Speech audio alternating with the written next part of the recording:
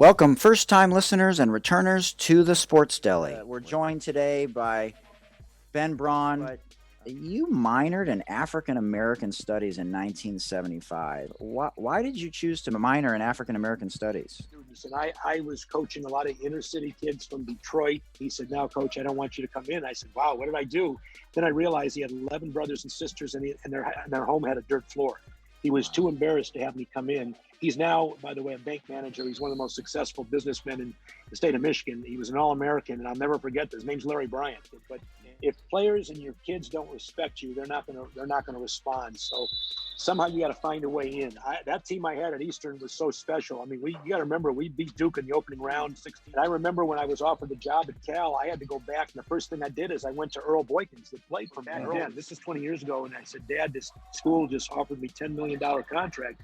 I said, "Can you think of one reason why I should leave Cal?" He said, "My dear son," he said, "Do you love it? Do you love it there?" I said, "Yeah." "Do you like what you're building there?" "Yeah." "Do you like the people you work for, the AD, your kids?" I said, "Yeah."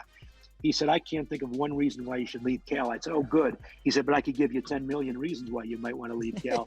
And I said, "Wait a minute." And so then he says, "No, I'm just joking." He said, "Do what's in your heart." And my dad always taught me, I don't know who was more nervous, but I'd never seen anybody draw a gun on me. And we're coming back.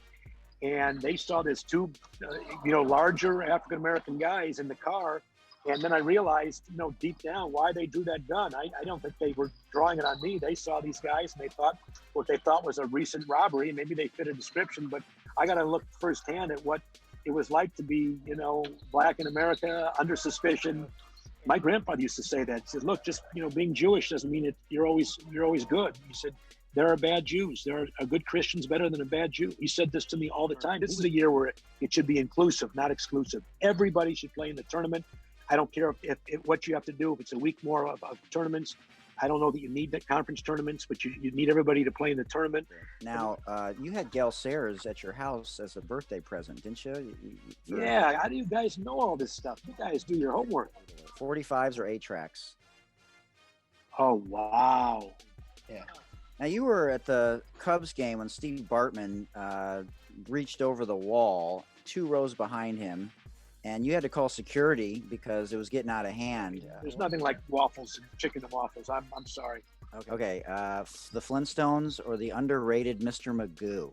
Oh, no, you haven't got to the delis yet. Come on, man. I know. All right, so a couple more. LaMelo Ball, Anthony Edwards, or James Wiseman, top pick this year? 7 seconds left. You're up 3, and the other team has the ball. Do you foul or let them shoot? True story. In New York and Boston right now, the movie theaters that aren't showing movies, they're selling popcorn, and people are absolutely. waiting. I go people to are paying $20 for the bucket to take it home. Oh, absolutely. No. True story. Manish Tana.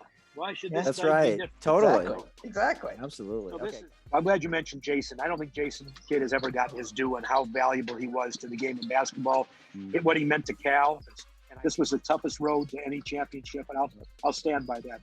You put players in a bubble and have them stay there for 3 or 4 months. That can't be easy, away from their families. I commend every player that got in that bubble and competed in it, and to everybody's a champion. I don't care if they won the championship or not. You're a champion for doing that. So are the coaches and the organizations. You're probably the biggest deli expert we've had on the show. Oh. So people going to a deli, whether I don't care if it's breakfast, lunch, or dinner, what is the number one thing you're looking for on the menu when you go to a good deli? Okay. And there also can't be pictures of the sandwiches. If there's pictures of the sandwiches, it's not a good deli.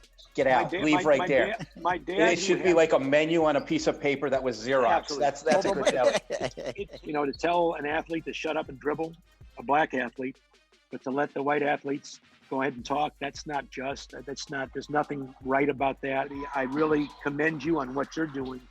And I'm going to continue to listen to what you guys do because you do it well, and you do it. You can tell your connection to the game is more than just guys doing something social in a social climate. You get it, and I appreciate you guys for what you do. Yeah, I really do.